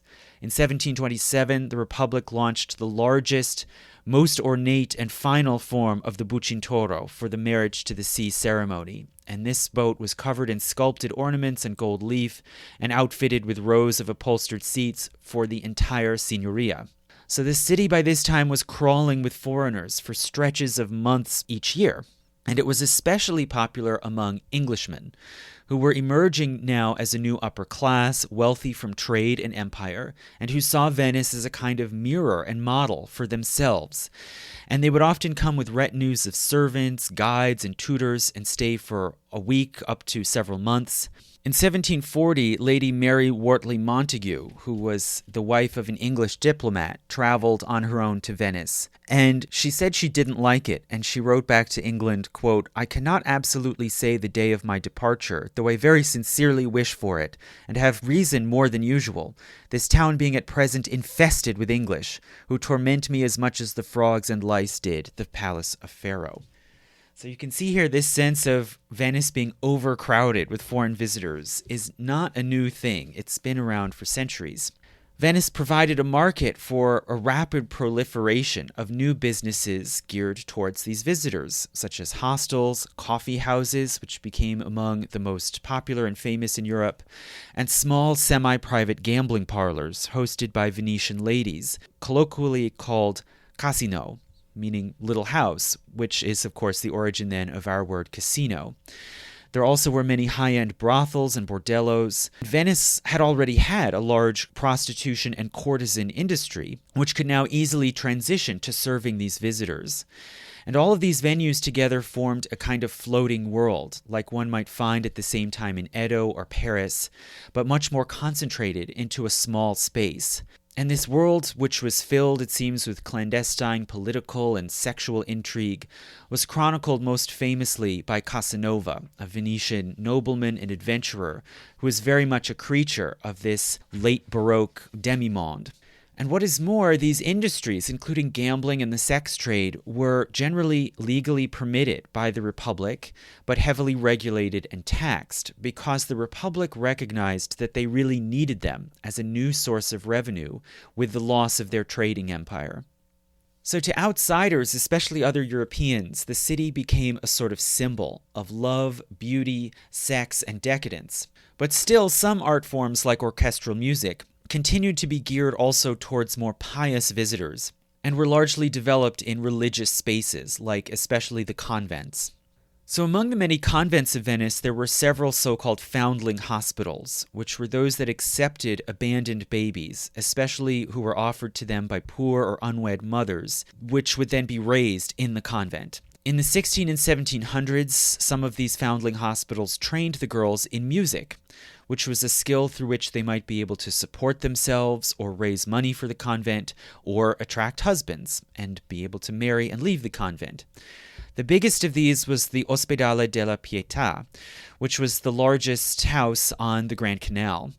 And the name of this convent, Pietà, is a reference to St. Mary mourning over the dead Christ, and it can be seen to refer to the mothers who sacrificed children, such as those poor women who gave up their daughters to the convent, you could say as a kind of sacrificial religious offering. And the Ospedale della Pietà formed a highly skilled orchestra and choir, which performed in the atrium opening out onto the Grand Canal for visitors who would often come up in gondolas and enter to hear the music. And some of these visitors came from far and wide, such as, for instance, Jean-Jacques Rousseau, who described going into the atrium and hearing music coming out from the galleries, which were covered in grillwork, played by sort of ghostly figures behind white veils. And most of this music today is forgotten, but the greatest genius to work in these Venetian convents was Antonio Vivaldi, who it seems was a unique creative mind and a kind of enfant terrible. He was technically a priest, but he kept getting fired for making trouble, being too provocative, engaging in suspicious relationships with the nuns in these different convents. In 1703, he got a good gig when he was hired as the violin teacher at Ospedale della Pietà. And although he was clearly brilliant, he was only promoted to musical director 13 years later in 1716. And even after that, he was again fired for a while, but then brought back. So it seems he was very controversial. And from that time through the 1730s, he composed an enormous corpus of music, about 500 orchestral concertos, most of them centering on the violin. And it's been said by some critics that most of this music sounds the same, right? It gets kind of repetitive. But ironically, Vivaldi is most known today for the Four Seasons, the cycle of 4 violin concertos that are very distinct and striking and really stand out as both unique and radical for the music of that time, and also highly distinct from each other in their mood and texture. But at this time, he was most known for cantatas, which were compositions centering on a single voice, often intended to be virtuosic and expressive. And so Vivaldi, in this way, especially in his cantatas, was really transitional. He was beginning to move past the conventions of the Baroque with its complex counterpoint and balancing of themes and interaction, and towards the high classical style, what we associate with Haydn and Mozart, which foregrounds a single, clear, expressive melody. So a great example of this is Vivaldi's cantata for a soprano voice called Filiae Maiestae Jerusalem, or Mourning Daughters of Jerusalem. And it's based on a hymn about the women of Jerusalem mourning over the crucifixion of Christ.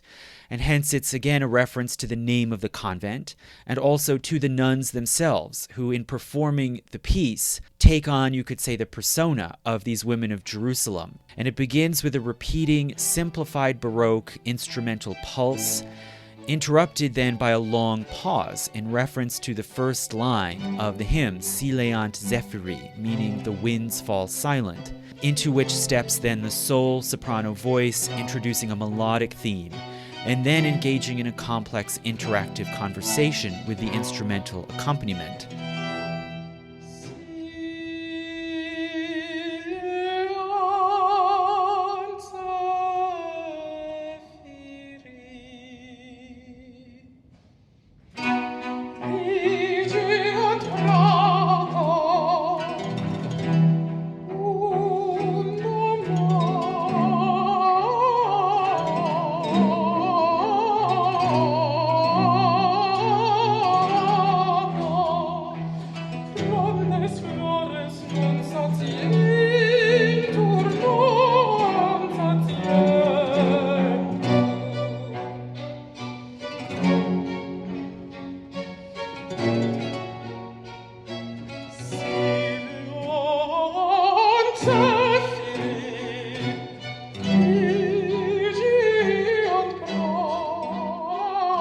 So Vivaldi was arguably the great genius of the late Baroque, which became the signature style of Venice, especially in the 1700s.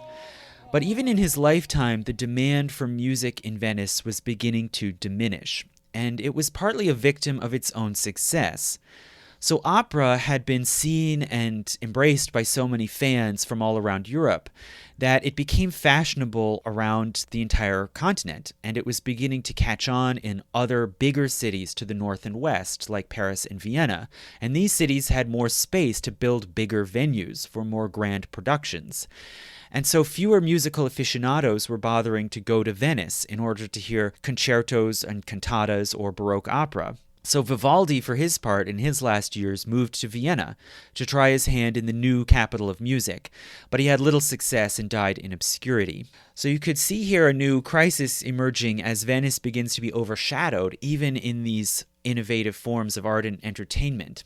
And Venice's last great effort to maintain its place at the center of the musical world arguably was the construction of La Fenice, the Phoenix, the grand opera house in San Marco, just west of the Piazza, which opened in 1792, and which has over 1,100 seats, places for a 98-piece orchestra and a chorus of 66 singers. There also are 166 boxes around the sides of La Fenice, many of which were quickly purchased by noble families in Venice and then passed on in wills as family estates.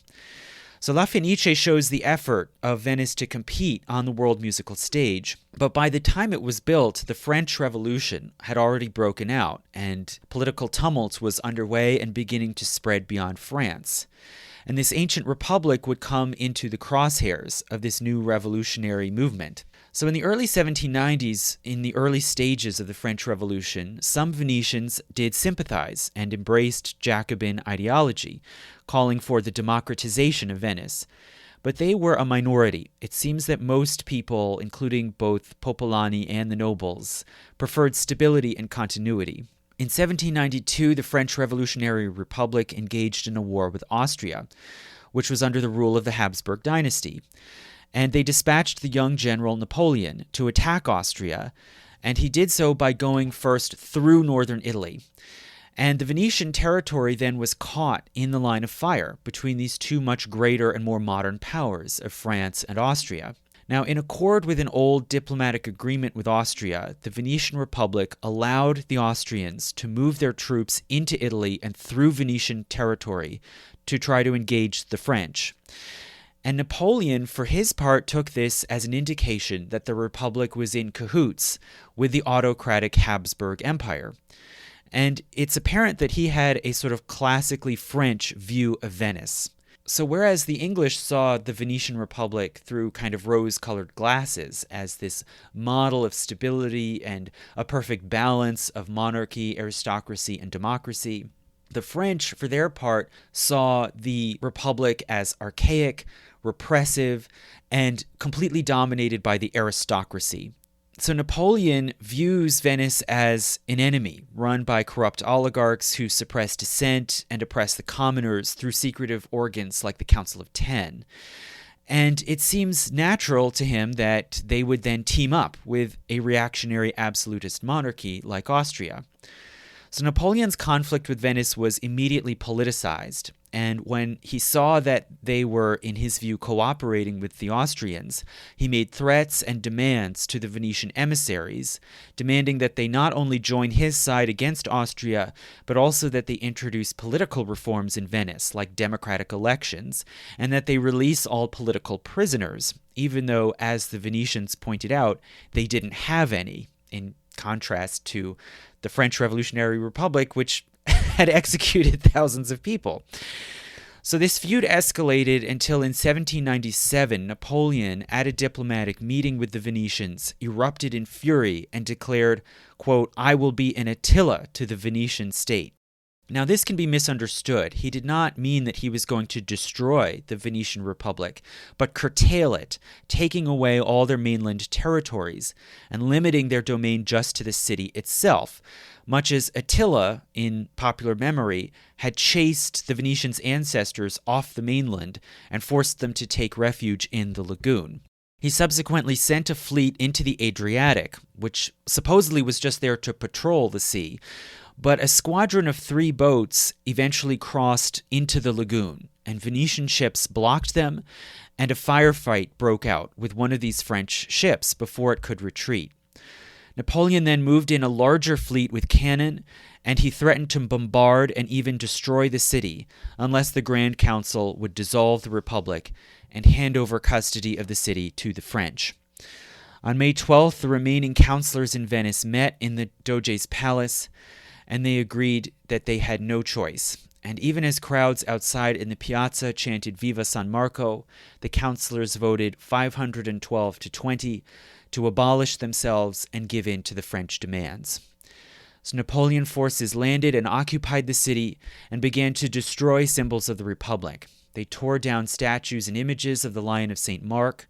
They took saintly relics out of churches and dumped them into the canals. And they held a bonfire in the Piazza San Marco, burning the Doge's robes and the Golden Book with the names of the noble families. The French then organized a new government, which they called the municipality, which had a French-appointed council with a number of middle-class professionals and intellectuals, some of whom had been Jacobin sympathizers. And they also abolished the Ghetto, declaring religious freedom, and they abolished Carnevale and Sensa. And these Venetian collaborators hoped that the Republic subsequently would be reestablished on more democratic lines, and further that it might lead a wider democratic movement to create a democratic republic in Italy. But this did not end up happening. Just a matter of months later, in 1798, Napoleon made an accord with Austria, which involved handing over all of Venice and the Veneto to the Austrians. So it was clear now that after more than 1,100 years, the Republic was dead. They were then occupied by Austria for 7 years until 1805, at which point Napoleon, after defeating the Austrians at Austerlitz, took it back.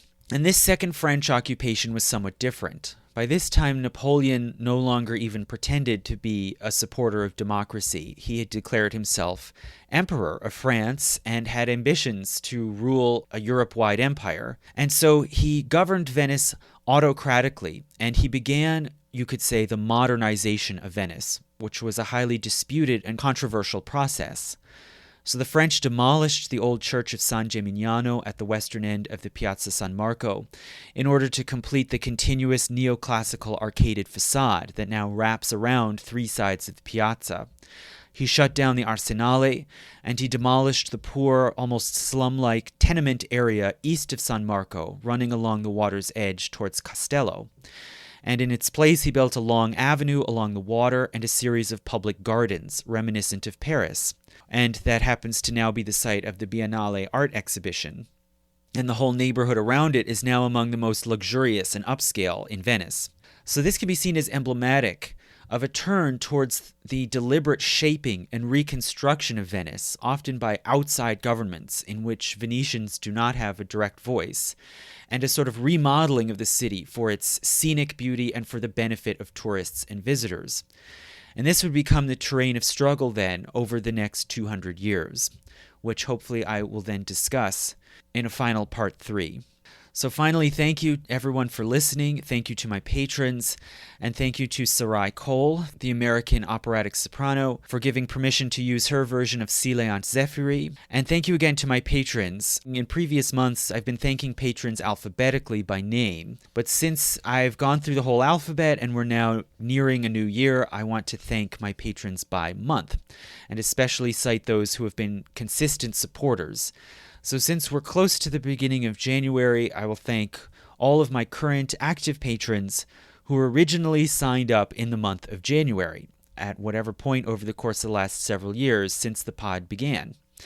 And those are Paul is East of the Pecos, John, Carol Schriefter, Lars Rotem Krangnes, Jane Feibel, John Baber Lucero, Nicholas Andre DiMarco, Ambrose Gilson, Helen Lashinsky, Joshua, Peter Hoffmeister, Kyle McKibben, Timu, Rob, Gerald Eliasser, Karen Duncan, Matthew Kwok, Ian, Ben Cartman, Trent McNamara, Itzbits, Rachel, Charles Schufelt, John Davis, Luke Shepard, Kyle Whitby, Janet Ansai, Anna Compisan, Tasha Folsoy, Ponyhound, Barbara Burke, Max K, and Michaela Rogers. Thank you.